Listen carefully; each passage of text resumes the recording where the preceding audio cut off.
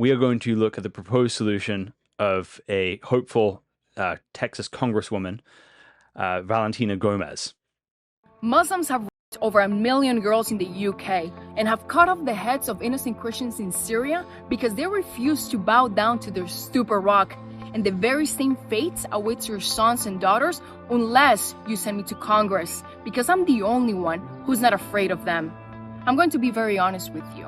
I didn't have the blessing of being born in America or even call myself a Texan, but you can't tell me that I don't care about Texas.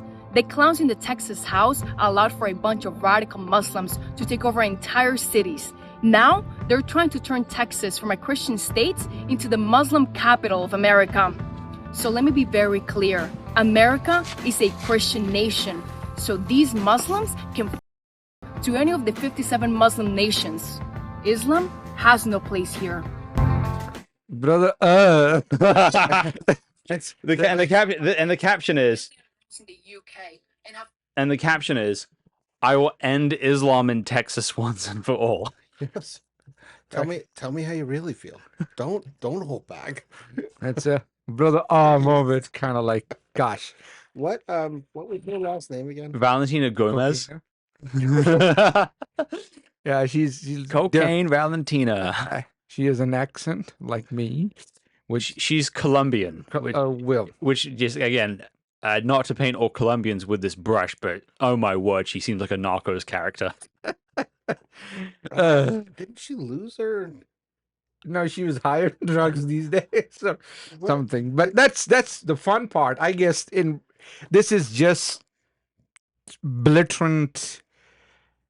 I think I don't have words to explain what she is doing here, right? It is Islamophobic, number one, right? At one side, we say ban anti-Semitism, ban this and that, no hate towards one particular religion. Then this is exactly the same idea that we are voicing against, right? So this type of things, I think, yes, it just to gain some popularity on the internet because people like controversial stuff. People like to listen to those type of things. But in reality, I think if you're looking for a progressive way of seeing things, this type of girls don't hold any place in that type of role, I believe. I'm triggered by the word progressive, but in general, I agree with you. Yeah, progressive. When I say progressive, it's not in a political term, but in terms of like we got to progress forward. So that's what I think progressive means to me. So one thing is she talks a big game here, but she does not provide any legal mechanism by which she's going to do what she's saying she's doing, right? It's all very vague, right? It's like Islam is this existential threat, and the way we're going to solve this existential threat is by sending me to Congress. So I don't hear a plan there. I just hear a. Yeah, I think there are a lot of voices that are similar to hers, right? And I think when they say, like, let's talk particularly about Texas in this context, because she mentioned about Texas, right? When did you realize that Muslims are taking over Texas? What is the population numbers of Muslims in Texas? Even it's not 2% of the total population, even that less than 2%. In what world 2% of people can influence 98%? How that fits into rationality? Okay, they're going to use power. Oh, you think Muslims are so strong that they're going to come with guns in the United States? Texas is not able to defend themselves. Okay, they're going to go in the Constitution and change the rules. Again, 2% over 98%. Are you in your real senses? So I think for me, that girl is just a clown, just a joker, and nothing else.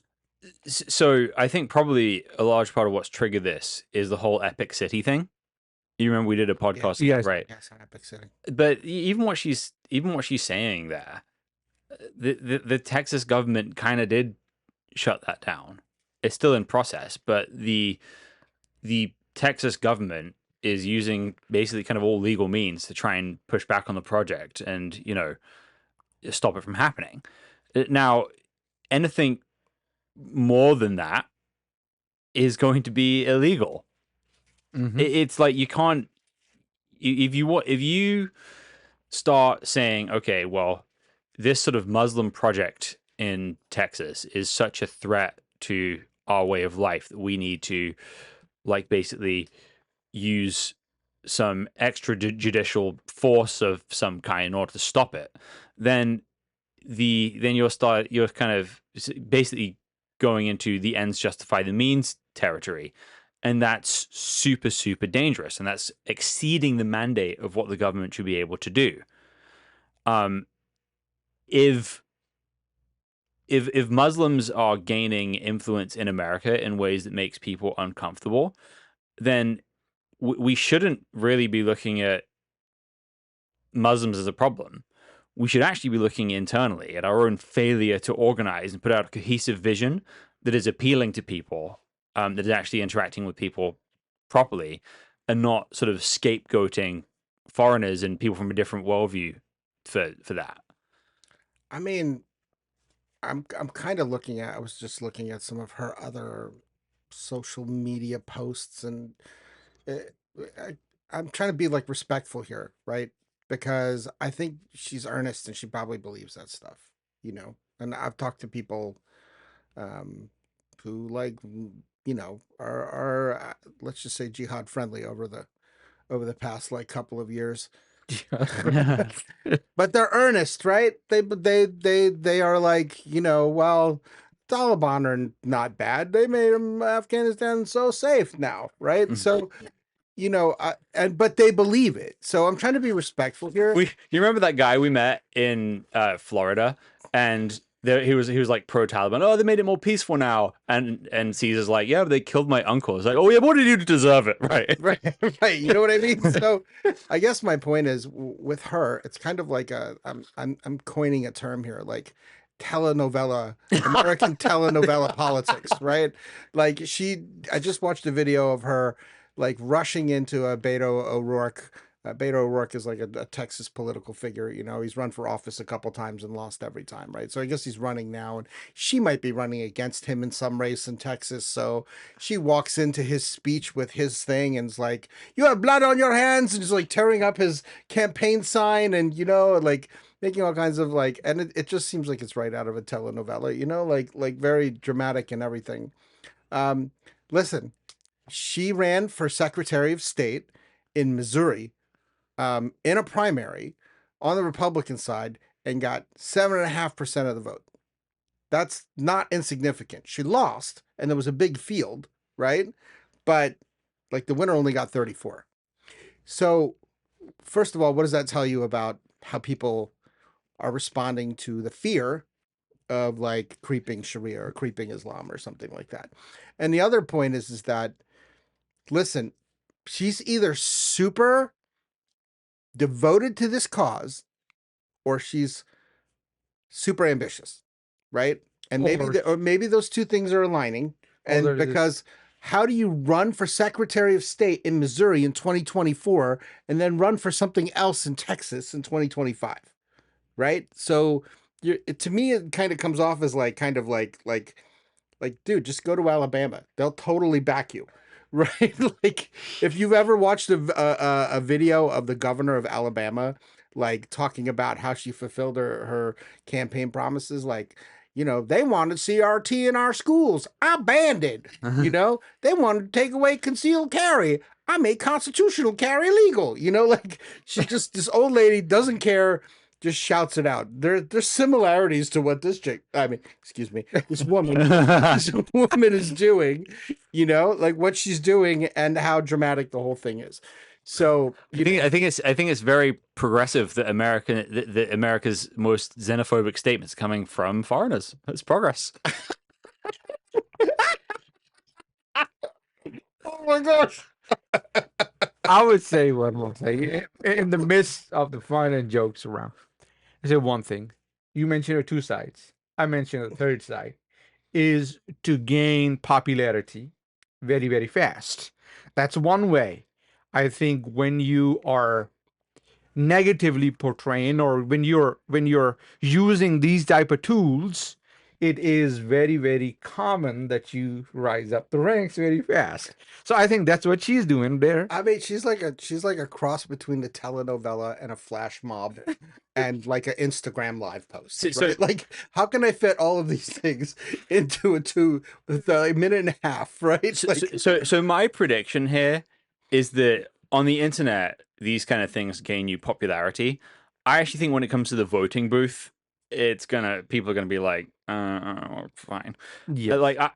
But so I think there are people like this out there, but I think you can kind of take comfort in the fact that they are kind of fringe at this point in time, right? Those could become less fringe, but people who are like not there, this should be a warning to like moderate Republicans, and the warning should be if you have kind of unpaid debts to things like this, right? If people have concerns about like Islam as a force in society, you've got to be able to have a concise, thoughtful, realistic answer that's able to differentiate between people who are like nefarious and people who are, normal, well contributing citizens, and have got to be able to outline that clearly.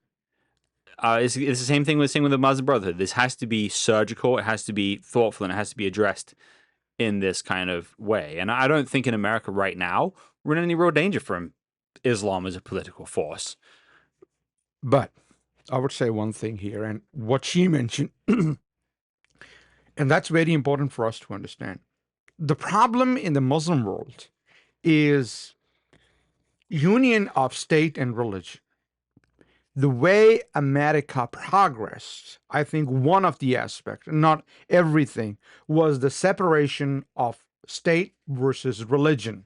Religion operates on its own, states is separate. I think when she talks about those things, saying America is a Christian country, I agree. America is a country without a state religion, but it is lived by majority Christians. And the rules that have been made in the context of those people who live here, right? But saying that a Christian country is just like saying Afghanistan is a Muslim country, right? When you combine those two things together, I think then you are setting up stage for something that's not going to give you good result in not present day, but in the future, upcoming future. Well, I think when she's talking about America as a Christian country, again, I also agree with that. But okay, well, let's implement biblical thinking in this, right? If America being a Christian country is just used as a start with being a Christian person and stop talking about people that way, right? Telling people to F off back to Muslim countries is not the way a Christian should be treating foreigners. And that doesn't mean we let people from other worldviews like walk over us and like change our laws and institutions, right? But to disrespect people like that, just on a basic level, is not Christian. Sure. Jesus never treats people that way. The Torah never instructs us to treat people that way. We're told to love foreigners, to be kind to foreigners, to show hospitality to strangers, right? That's a code. And we can easily strike balance of holding the line of our laws, values, morals, and institutions, and providing a welcome space for people from different systems to live here and be here with some lines that can't be crossed, but nevertheless is a good place for people to live. Yeah. I think that she just, in a lot of ways, and I don't think she's the only one. I think that there are a lot of Christians who don't understand, like, the way that Jesus views nation states and the way that he views kingdoms. They rise, they fall, but he's still King of Kings, Lord of Lords, and he sits on the throne forever. Nothing's going to change that. And, I think that when you start getting defensive about, the country that you live in to the point where you're like willing to do what she's doing, yeah, you've walked away from some really core key Christian beliefs, right? It's not just like love your God, love your neighbor. At this point, it's like you are advocating the thought that God is in control, and that you can still have your integrity and run, right? You can still run compassionately, you can still run on issues, you can still try and affect culture that way. But I just don't see like I don't see the need for a Christian to capitalize on fears. I spoke in a church in Dallas once, and I did the Almeida session after, and I got a lot of questions about what was happening before there was an epic city. So it was a huge swell of like Muslims moving into the North Dallas area where I was speaking, and people were concerned. And I'll say this: why were they concerned? Were they concerned because they were Muslims? I don't think so. I think they were concerned because they weren't acting like Texans. They weren't integrating. Like they would try to talk to them and be like neighborly to them, and they would feel shut out. So it was very much like a closed society. And my commercial for what we do, right, is that there needs to be more of what we do in places like Texas, right? Is with the Almeida Initiative, like we try and foster conversations and worldview conversations and like friendships between Christians and Muslims so that we can bridge this communication gap. And I think like that is, I think, the main thing that's missing. So if you were to sit down with, I'm not going to say the C word, Valentina, the illegal drug reference, Valentina. I got in trouble for saying a word last week on the podcast. I don't know if cocaine is a censored word. We'll try it. Bro, we saw Cocaine Bear. It was a work of art. No, that was a good movie. It was a great movie. So if we were to sit down with her and show her, I think that she needs to be shown a better way. Right? And I think she knows the better way. It's just maybe, yeah, maybe, but you know what? You think that people know, right? But then like we run into people all the time who don't know. that's true. You know what I mean? And we're like, we're in like super progressive, open-minded, tolerant Washington. And we still run into people who don't understand that there are other ways to communicate with people outside of a, framed path. So I think that people will say like, I'm so progressive and I think this way, right? Or I'm so conservative and I think this way. But that leads you to huge blind spots, like ideologically, in how you communicate with people as a Christian, even how you love people, right? How you would deal with a Muslim, because the second you're hit with this thing that you do not see in your blind spot, you respond reflexively. And I mean, that's just my short commercial for what we do. Yeah. So I would say, to wrap this up, if somebody wants to end Islam in Texas, right, there's legal things you could do, right? You could make sure you're having stricter enforcement against polygamy. You could make sure that you're keeping a tight watch and making sure people aren't, controlling the lives of their adult children, right? Things that, are already illegal here, right? You're making sure you're enforcing existing US laws properly. But but Islam does not exist primarily as a legal system. Islam primarily exists in people's hearts and minds. And you don't have the power to change hearts and minds. And every time you try and do that through law, through force, through coercion, it is going to backfire. And what then it puts you in the same place where you critique Muslim world of enforcing something in you. True. Right, exactly, right. We're gonna beat their Islam with our Christianity. Yeah. That's not how It's not how it works. That's not how Christianity wins. So if you want to see Christianity win in Texas, you have to act like a Christian, which would mean thinking carefully about maybe Islam. not telling people to F off. You're thinking carefully about like Islam, understanding the people that you disagree with, showing hospitality and kindness and reason to the people you disagree with, and ultimately leaving the changing of hearts and minds to God himself, right? Right. So as Christians, our job should be to love our Muslim neighbors, to seek the welfare of our Muslim neighbors, to accurately represent the views of our Muslim neighbors, and yes, to accurately communicate the truth in love to our Muslim neighbors and leave the results to God. And our Muslim neighbors should have nothing to fear from us as Christians. They should feel safer with us than they do with anyone else.